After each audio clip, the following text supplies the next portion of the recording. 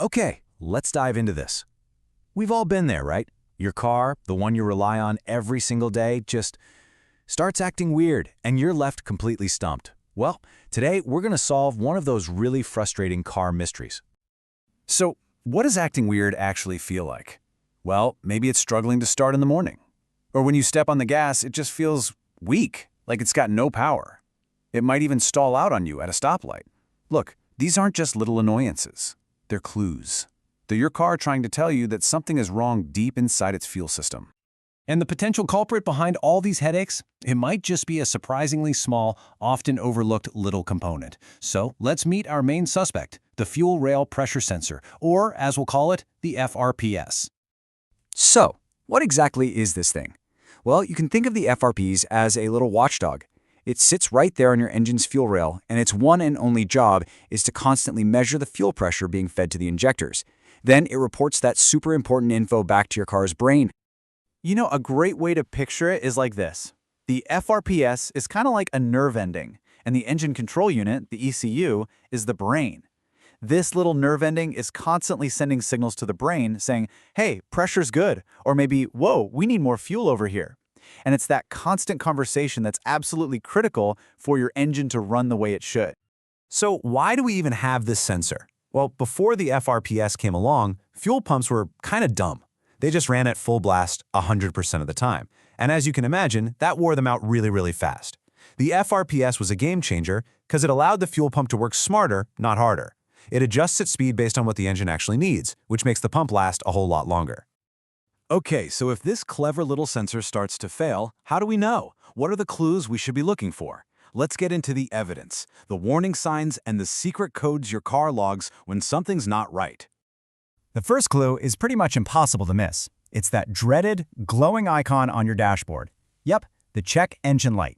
This is your car's way of yelling for help, and it's very often the first sign that the FRPS might be in trouble. Now, when that light pops on, the ECU saves what's called a diagnostic trouble code. Think of it like a little note saying what it thinks is wrong. For a bad FRPS, you're going to see codes like P0190 through P0194, which point to a general issue with the sensor's circuit. Or you might get something more specific like P0087 for pressure that's too low, or P0088 for pressure that's way too high. But beyond those codes, there are the clues you'll actually feel while you're driving. You might notice that sluggish acceleration, or a rough, shaky idle at a stoplight. The engine might even misfire. See, because the ECU is getting bad data, it might start dumping way too much fuel into the engine. That leads to terrible gas mileage, black smoke puffing out your exhaust, and even the smell of raw gas. All of these things are happening because that perfect air-fuel mixture is all out of whack. Now here's where things get tricky. All those symptoms we just talked about, they can be super misleading because they're the exact same signs you'd get from a failing fuel pump or a clogged up fuel filter. And that overlap is precisely why you can't just guess. You've got to do a proper investigation. So, how do we run that proper investigation? Well, to make sure the FRPS is the real culprit, any good mechanic, or even a savvy DIYer, is going to follow a pretty clear diagnostic checklist. The whole investigation really boils down to 3 logical steps. First, you confirm the clues by reading those fault codes. Second, you check the lines of communication by testing the sensor's wiring. And finally, you verify the physical evidence by checking the actual fuel pressure with a gauge. So let's talk about that second step, the wiring. For the most part, these sensors are pretty simple. You'd normally expect to pop the hood and find a connector with just 3 little wires going into it. And each of those 3 wires has a very specific job. You've got a power wire, which usually gets a 5-volt reference from the ECU. Then there's the signal wire. That's the line the sensor uses to send its pressure readings back to the ECU. And of course, you've got a ground wire to complete the whole circuit. But, and this is a really big but, you can never ever just assume. Every car is a little different. You should always get the specific wiring diagram, the schematic for your exact vehicle. Because sometimes manufacturers like to throw you a curveball. And here is a perfect example of why that advice is so important. Let's say you're working on a 2005 Ford Focus. If you just assumed it was a standard 3-wire sensor, you'd be totally confused. It actually has 4 wires. Why? Because Ford decided to package a fuel temperature sensor right inside the same unit. Without that schematic, you'd be scratching your head for hours. Okay, so let's say the codes are pointing to the FRPS, and all the wiring checks out just fine. What's next? Well, the final step in our investigation is to find out if the sensor is telling the truth. We need to measure the real physical fuel pressure right there at the fuel rail. To do this, a mechanic hooks up a special fuel pressure gauge directly to the fuel rail.